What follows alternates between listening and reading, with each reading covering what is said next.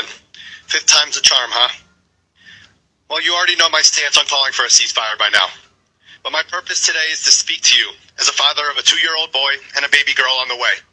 My wife, who's standing right behind me here, is 7 months pregnant, and we can't wait to meet our baby girl. So in honor of my pregnant wife and my future baby girl, I'd like to focus this speech on the pregnant women of Gaza. So I'm going to start off with one of the most horrific stories that happened just last week. An Israeli tank ran over a pregnant Palestinian woman back and forth until the fetus came out of her body. Do I need to repeat this again for you? Do you think I enjoy telling this story? Hell no. But do you need to hear it? Absolutely. Why? Because I'd like you to tell me how this act of pure evil is Israel defending itself. How this act of pure evil is targeting or thwarting Hamas. Imagine being a father that witnesses this happen to your wife and unborn child. Would you as a father sit there idly for the rest of your life doing nothing, or join a resistance against the oppression of barbaric murder of your people? This is just one of the thousands and thousands of stories. There are 50,000 pregnant women in the Gaza Strip according to the United Nations Population Fund, and more than 180 births taking place every day.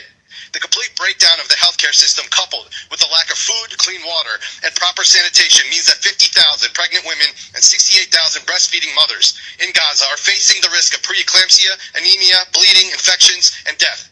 And even when they give birth, there isn't enough fuel to keep incubators running, which results in deaths of many newborns. Premature births have also increased by 30%. As stressed and traumatized pregnant women face many challenges, such as walking long distances in search of safety, running away from bombs, and being crowded in unsafe shelters.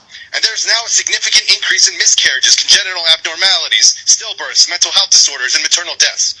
And now there's no space left for newborns, and not enough medical staff to care for them, thus resulting in newborns being grouped together and being abandoned for hours on end.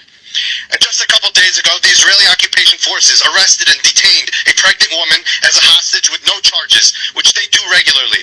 And speaking of hostages, you're about to hear a group of dehumanizing hypocrites that are here today asking for the release of their hostages without a mention of the over 10,000 Palestinian hostages being held, a majority of which are held without charge or due process. I'm standing here right now as a father and a husband to a pregnant wife, looking you directly in the eye, asking you to simply make a statement as a city, as human beings, saying that this needs to stop permanently. If you're unable to do this simple gesture because of pressure from a group of people that think Palestinians are subhuman, specifically those that contribute to some of your campaigns, then you are a failure of a human being and are simply heartless. So in the spirit of newborns and babies, here's a little nursery rhyme I wrote for you guys. It's time for you to swallow your pride and push these lying Zionists aside, because now you can no longer hide. It's time for you to take the side of human beings that have had their rights denied. It's time for you to call for an end to this genocide. Thank you. Thank you.